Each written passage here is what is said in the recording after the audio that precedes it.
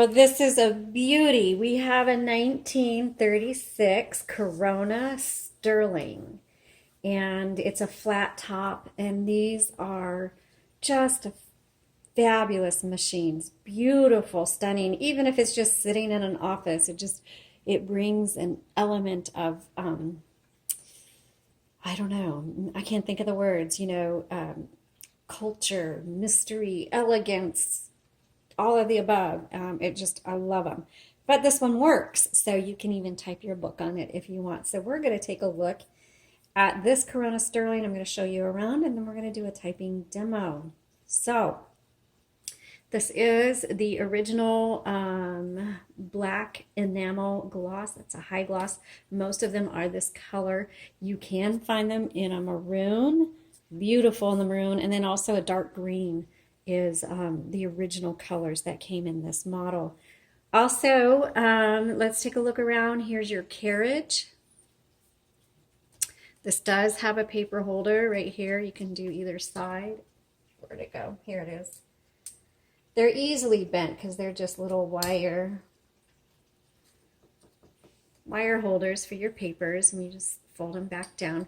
This folds over and it reveals your margins, and so you just press and drag where you would like your margins. Now back here is also where you're going to find your tabs. So I'm going to flip this up. Oops, here we go. And here are your tabs.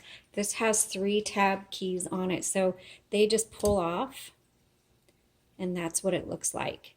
So if you find something like this in your case, a piece of metal, or you see something laying around, that's what it is. It's a tab key, and there's all these grooves, and so you just place it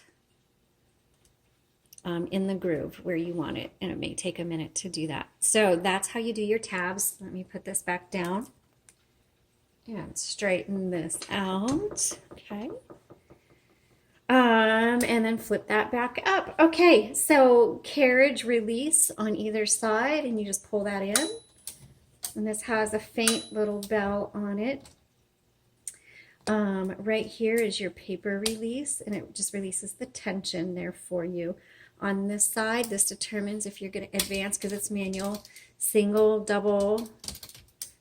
I think it's just single and double on that. And then also, I didn't test this ahead of time, but let me see. There it is. Okay, so when you turn your handle, you can hear it click. Can you hear it click? So it clicks every half of a line. But let's say you want to adjust. Maybe you have lined paper and it's not lining up just right. Pull the handle out, and now it turns freely, and you can adjust it exactly where you need it. Just remember to pop that handle back in, so you can go back to normal. Here's your return handle right here. Okay, we're going to move this all the way to the left, and I'm going to pop the top open so we can look at the inside. Okay, here you go. So this has the metal spools, and you can use a universal ribbon, but we kept the original metal spools in here and just wound. Actually, we wound a lot of new ribbon, so this is gonna, whoever gets this, it's gonna last you a long time. But if you need universal ribbons, you just go to jotandtittletypewriters.com.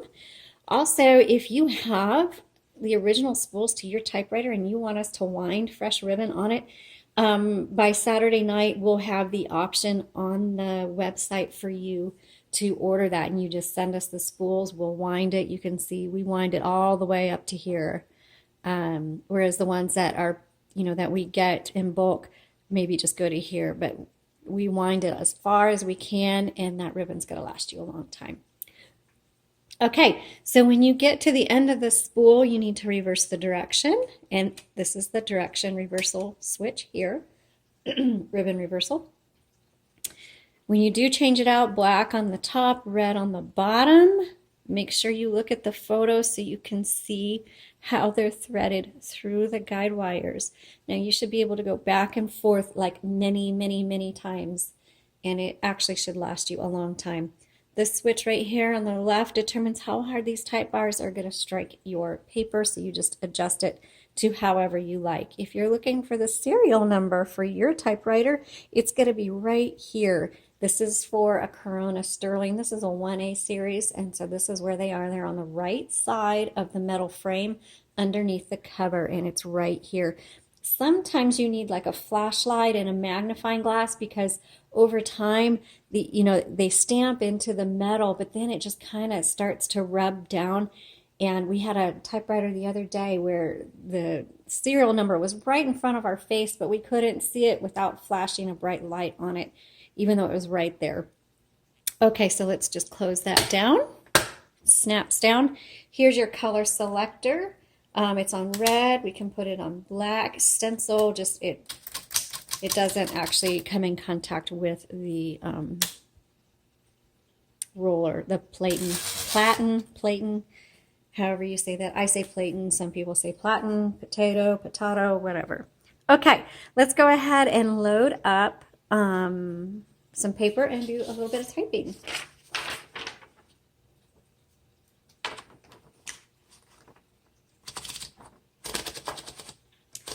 Okay, I like to make sure that it's straight, and I did a pretty good job of loading that in there. All right.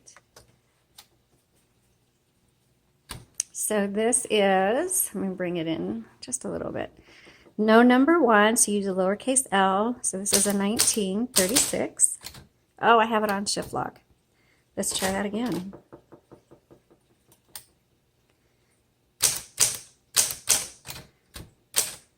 Oh, and it's not a Smith. Backspace. So Smith and Corona did not join. Gosh, I don't remember the year. I shouldn't have even started saying that. But right now it's just a Corona. So this is a Corona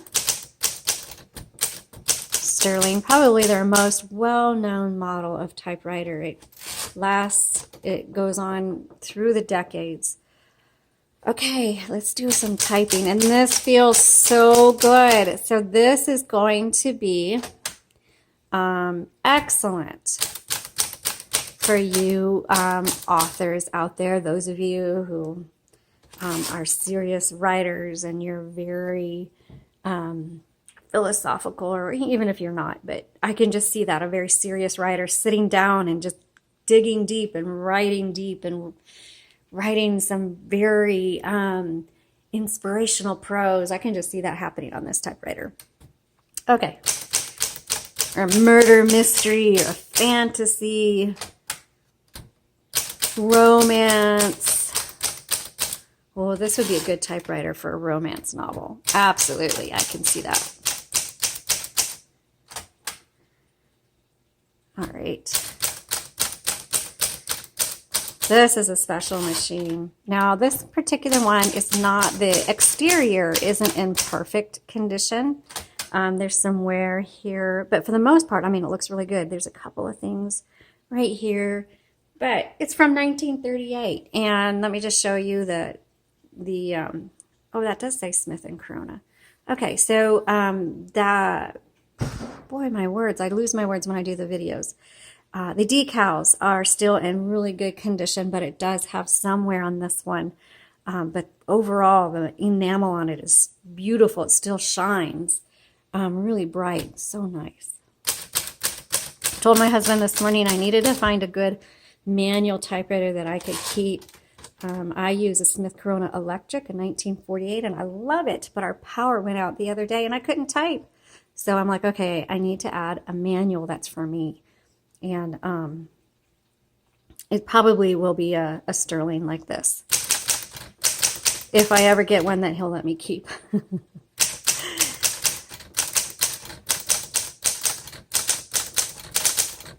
Oh, this one's nice.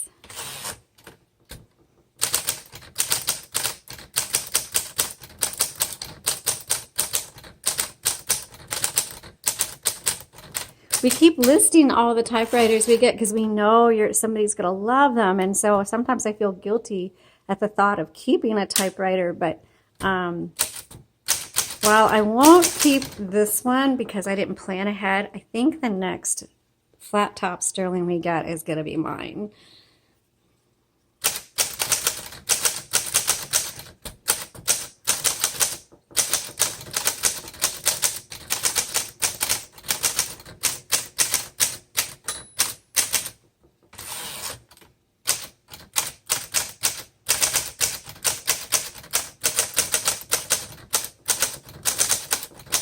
Wow, you guys. Oh my goodness. This makes me want to turn this off and just go hunker down in my I have a writing spot downstairs and just bang out a few chapters of my book. I love this typewriter. Oh my goodness.